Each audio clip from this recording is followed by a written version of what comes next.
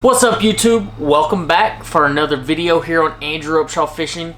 Today's video, we're going to highlight 5 of my favorite drop shot baits and when and where I like to use them. You know, this is a really cool topic for me because I really like to throw a drop shot a lot, and I feel like it's kind of gotten forgotten over the years, especially with the insurgence of a Ned rig, a Nico rig, and among a lot of other finesse fishing techniques. So make sure you stay tuned for that. If you haven't yet, and you like what you're seeing, and maybe you're a new user to this channel, go ahead and hit that subscribe button. You know, it really shows me who's watching the video, and I think there's like 57% of y'all who aren't subscribed that are watching these videos, so that would be awesome if you did that. And hey, here is a challenge for you.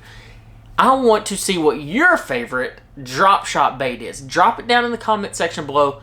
I love trying new bait, so if you have a new bait that maybe I haven't tried, drop it down there, and I want to see exactly what you like to use when you're on the water. For now, let's go ahead and get to the video in this fishing tip series on drop shot baits.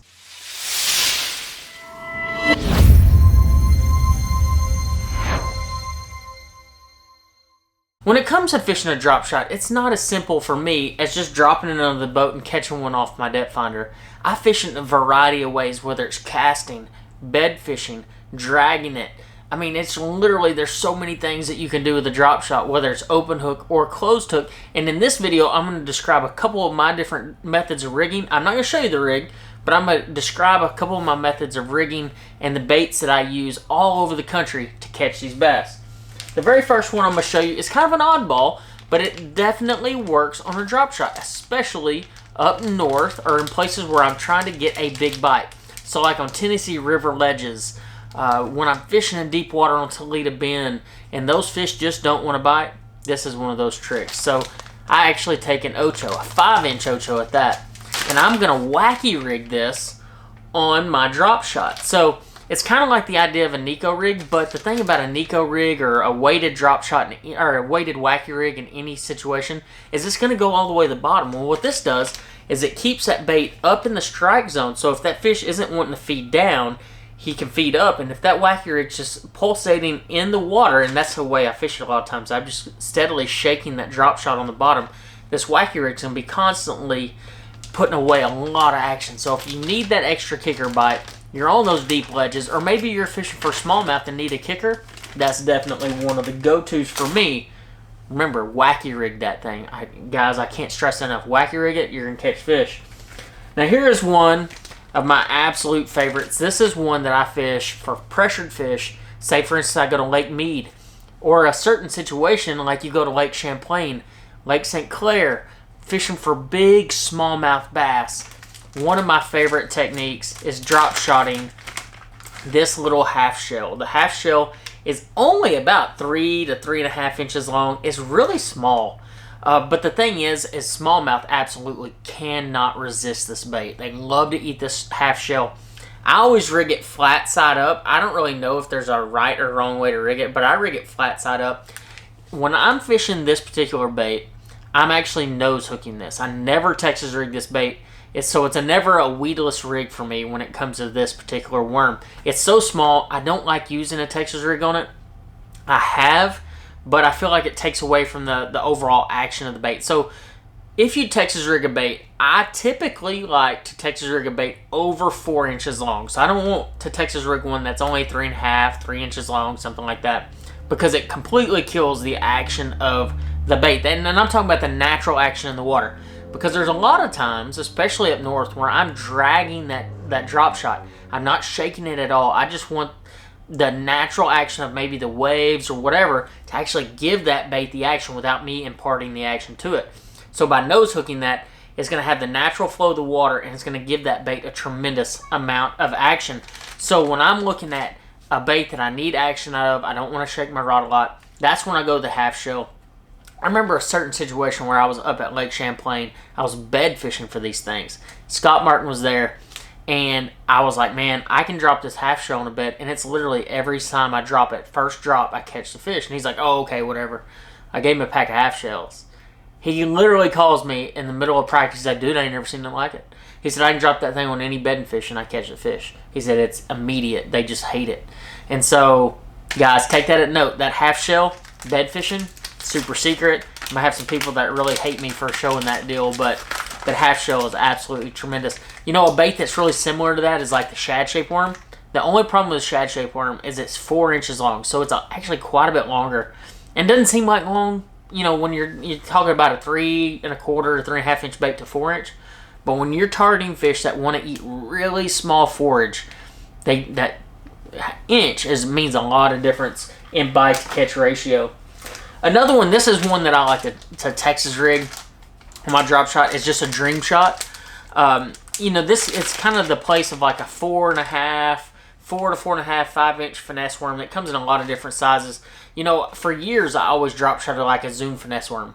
It just was like my go-to. I used it all the time. And then kind of over the years, like I don't know what you would attribute this to, but I think a lot of it had to do with the fact that so many people started drop shotting, so you kind of had to get a little bit more realistic with it. So when I was drop shotting them in the beginning, you could literally put any plastic you wanted onto it. I mean, we were drop shotting 10-inch worms, mag worms, straight tail, trick worms, whatever it may be. Anything we got our hands on, we could catch them on a drop shot. And today it's a bit different. I mean, you still get bit in a lot of situations, but it's so situational at this point. But day in and day out, the dream shot is definitely a bait that I turn to. I throw the smaller size dream shot most of the time. It's a 4 1/4 inch. It reminds me a lot of like a finesse worm. But I really love our color selection here. So in this case, I actually rigged the flat side down when I'm drop shotting. So it actually, like I said before on the half shell, I wasn't really sure like how to rig it. It's always rigged flat side up. Well, in this case, I always rig the flat side down, and it has to do with the laminate colors that come in this bait. But I really like the hookup ratio on this. It's really soft, so you're going to tear up some of them. This is the worm that I take literally all through the South when I'm drop shotting it. I need that bite. I need that kicker bite. Or maybe I just need that fifth keeper that I'm struggling to catch. I can put on the dream shot and I can accomplish that goal. When I'm trying to pick the right hook for my drop shot on the Texas rig, I kind of keep it pretty simple. I use a couple different hooks, and I don't know if it really matters. I either use the size 1 or 1/0 Roboworm hook. It's actually a Gamakatsu hook. It's really sharp. It's a really thin wire, so you can use super light line. The other one I use is like a cover shot hook. It's an owner hook. Works really well. 1/0 once again. Really small hooks when you're talking about these small baits like 4 1/2 inch worms. Now this is a northern killer right here. This is one that has won a ton of money for guys up north fishing St. Clair, Erie. This is the Z2. This happens to be the baby Z2. Now, it comes in 2 sizes. The Z2 is the 5 inch. This is like the 3 inch. The cool thing about the Z2 is it floats. Obviously, it's that elastic type plastic. And them smallmouth love this thing. It's something about that shad profile. If they're eating shad, that shad profile is really hard to beat. I like the baby the best, but I have been known to drop shot that big Z2, and it really works, man. Like, if you want that kicker bite and you're eating a lot of shad, absolutely is a go-to. You look at a lot of past results on St. Clair, Erie, Champlain, Oneida, these places where these big smallmouth live, St. Lawrence River even, that Z2 definitely plays a role. And last but absolutely not least, because truly, guys, like, I know I get a lot of flack sometimes about throwing a lot of Strike King stuff. I mean, yeah, they're a sponsor of mine, but I also just throw it. I mean, I think it works. I don't have any problems catching fish on it. And when it comes to drop shotting, I feel like they've really kind of honed in on the drop shot market pretty well.